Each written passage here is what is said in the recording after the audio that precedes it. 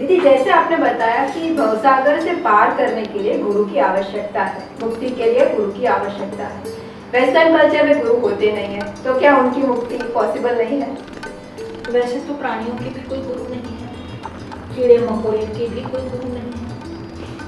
अब जिसको मुक्ति की अपेक्षा या इच्छा ही नहीं है, उसके लिए मुक्ति कैसे संभव है? कुछ प्राप्त करने के लिए आपको उसके प्रति गतिमान तो होना पड़ेगा। अब दूसरी बात रही कि एक तो मुक्ति की पिपासा ही नहीं, मतलब मुमुक्षा ही नहीं है, और दूसरी बात है ये है कि मुक्ति की समझ ही नहीं है। यानी ऐसा कुछ है, ऐसी कोई स्थिति है कि जो मानव जीवन का परम पुरुषार्थ है, ऐसी समझ भी तो होनी चाहिए। हमारे जो 4 पुरुषार्थ है मनुष्य जीवन के, धर्म, अर्थ, काम और मोक्ष, तो हमने मोक्ष को अंतिम पुरुषार्थ माना है, जिसके लिए ये मनुष्य का जन्म मिला है हमको। 84 लाख योनियां बनाई है भगवान ने, उसमें 83,99,999 योनियां पार करने के बाद मनुष्य की योनि में हम आते हैं, तो उस मनुष्य की योनि का परम पुरुषार्थ या अंतिम पुरुषार्थ क्या है? मुक्ति है। तो वो अंतिम पुरुषार्थ है, हमको उसके और गतिमान होना है, अग्रसर होना है, ऐसी समझ भी तो होनी चाहिए। पहले तो ऐसी समझ का अभाव है।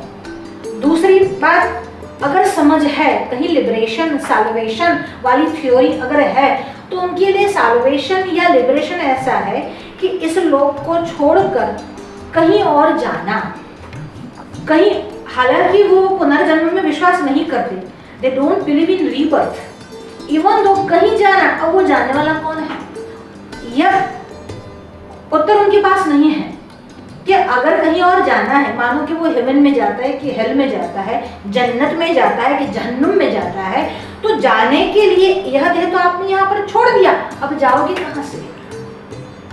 तो वो कंसेप्ट, वो थ्योरी उनके वहां नहीं है कि जो जीव है वो शरीर को छोड़कर जीवात्मा जाता है। हालांकि रूह बोलते हैं, सोल बोलते हैं, पर उसका पुनर्जन्म है या फिर कहीं और लोक में जाता है, उसमें उनका जो ज्ञान है वो अधूरा है।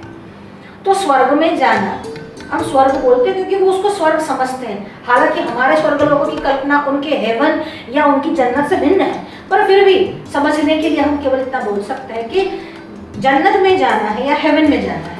हेल में पड़ते हो कि जहन्नुम में गिरते हो, तो उसके लिए आपके कर्म ही उसमें आपको वहां ले जाते हैं। तो जन्नत में जाने के लिए आपकी मृत्यु के उपरांत ऐसा कोई दिवस आएगा जिसको वो लोग बोलते हैं कयामत का दिवस, या बोलते हैं डूम्सडे।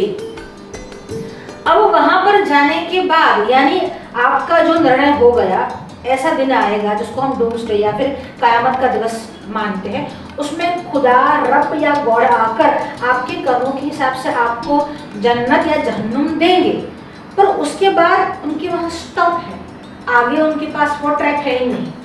मतलब उन्होंने अभी तक जहाँ तक की रेलवे की नींव डाली है वो यहाँ तक ही है। स्वर्ग और नरक तक उनकी बात सीमित होकर रह गई है। स्वर्ग नरक से ऊपर भी कुछ है, उससे भी अतीत कुछ है, ऐसा उनकी समझ वहाँ नहीं जाती।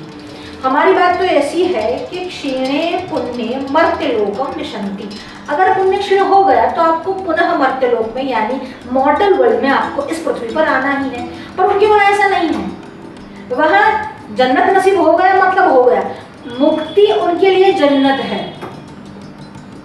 आपने वो कोलंबस वाली बात पढ़ी होगी इतिहासों में कि कोलंबस ढूंढने निकला भारत को, यानी इंडिया को, और उसने ढूंढा क्या? दक्षिण अमेरिका।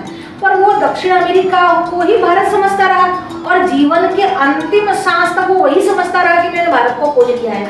इसीलिए वहाँ के जो लोग थे, वहाँ जो लोग रहते थे, उसको भी उन्होंने ये नाम दे दिया कि रेड इंडियंस, क्योंकि उसको वो इंडिया ही समझ रहा था, और उसने उस जहाँ पर वो लोग बस रहे थे उन लोगों को, उस प्रजा को नाम दे दिया रेड इंडियंस।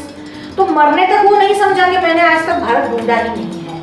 तो ये सब भी कोलंबस की जो संतानें है, मतलब ऐसा समझ रही है कि स्वर्ग ही मुक्ति है। तो हमारे यहाँ स्वर्ग जो है वह परलोक है, एक है इहलोक और एक है परलोक, पर परलोक मुक्ति नहीं। मुक्ति हमारे यहाँ किसको बोलते हैं? तो कहते हैं पुनः जन्म और मृत्यु के चक्र में न फंसना, इस जन्म में बार बार न आना, बार बार गर्भावस्था का कष्ट न भुगतना, वही मुक्ति है। तो जन्म मृत्यु के चक्र से मुक्त होना उनके वहां है ही नहीं। परलोक की प्राप्ति यानी स्वर्ग की प्राप्ति, जन्नत की प्राप्ति, हेवन की प्राप्ति उनके वहां मुक्ति है। अब उनकी मुक्ति की समझ ही इतनी है, तो उनकी मुक्ति की समझ के लिए वो क्या करेंगे? प्रेयर करेंगे, इबादत करेंगे, नमाज पढ़ेंगे, क्योंकि उनको वहां तक ही जाना है।